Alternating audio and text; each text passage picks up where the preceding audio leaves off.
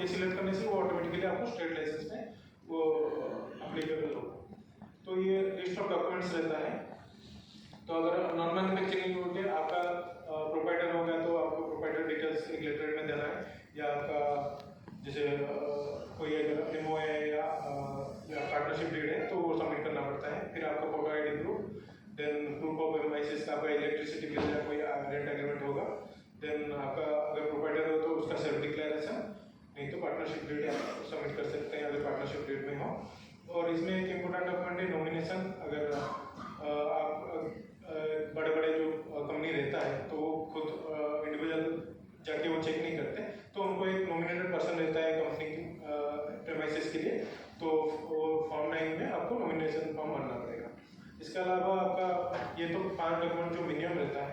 इसके अलावा आपका इम्पोर्टर और एक्सपोर्टर के लिए आईसी डॉक्यूमेंट्स में सबमिट भी करना पड़ेगा अगर वो इम्पोर्टर और एक्सपोर्टर आपका काइंड ऑफ बिजनेस है।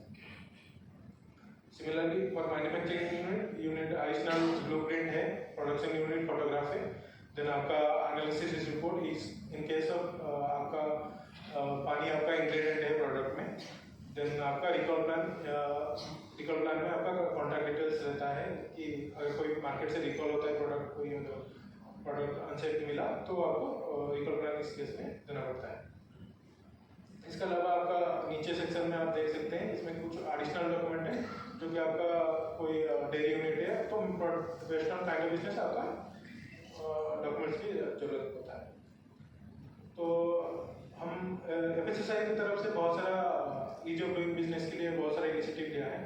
तो रिन्यूअल के लिए पहले क्या होता था, रिन्यूअल अगर कोई गलती से मिस कर लिया तो उसका लाइसेंस एक्सपायर होने के बाद वो सेम लाइसेंस नंबर पे वर्क नहीं कर पाता, तो फिर से वो रिन्यूअल के लिए अप्लाई करना पड़ता था और नया लाइसेंस नंबर जनरेट होता था।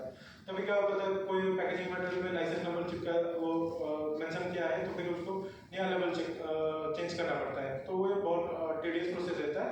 इसके लिए अभी क्या किया है, तो अब लाइसेंस इवन अगर गलती से भूल गए हैं तो आप लाइसेंस अब एक्सपायरी के बाद आपको 90 डेज टाइम पीरियड में अगर आप रिन्यूअल कर रहे हैं तो आपको एक पेनल्टी रहता है, तो इवन एक्सपायरी आपको सेम लाइसेंस नंबर रिन्यूअल कर सकते हैं।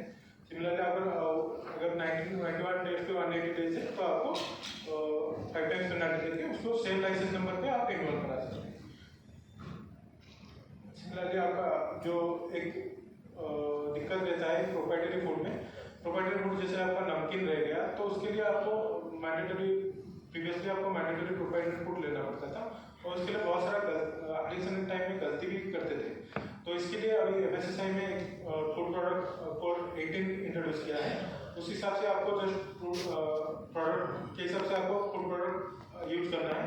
अगर आपका छेना बेस्ड स्वीट होगा तो आपको 18.1.1.2 में आप सिलेक्ट करके आप without any food product category आप ये सिलेक्ट करके आप लाइसेंस ले सकते हैं। इसके अलावा आपका अगर कोई आप प्रेमाइसेस चेंज कर रहे हो तो आपको लाइसेंस नंबर भी चेंज नहीं करना पड़ेगा अभी से, तो आपको सिंपली आप मॉडिफिकेशन अप्लाई करके आप नया लाइसेंस का एड्रेस देके आप सेम लाइसेंस नंबर रख सकते हैं।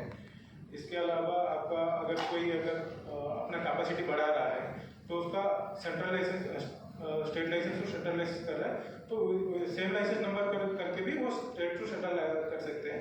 प्रीवियसली ये नहीं था, पर ये सिस्टम में हम इंक्लूड करके आप अगर रजिस्ट्रेशन टू सेंट्रल स्टेट जा रहे हैं या स्टेट टू सेंट्रल जा रहे हैं तो इसके लिए आप प्रोविजन है कि सेम लाइसेंस नंबर पे आप ऑपरेट कर सकते हैं। इसके अलावा बहुत सारा अभी रिसेंट ऑर्डर्स भी आए हैं।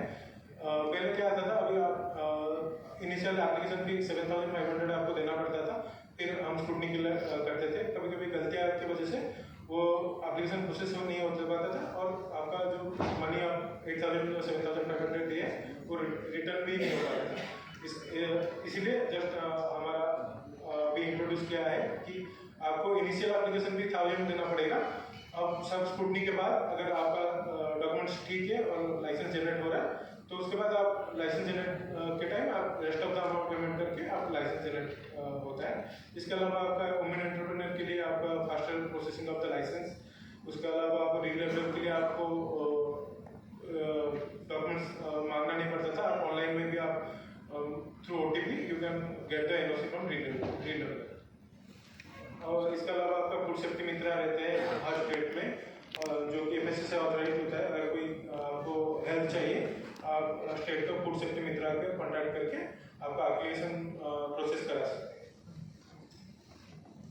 और in case of any consumer complaint आता है आपको प्रोडक्ट में या आपको लाइसेंस में आपको दिक्कत हो रहा है फाइलिंग के टाइम, तो आप कंज्यूमर कंप्लेंट या आपको एफएससी हेडक्वार्टर मेल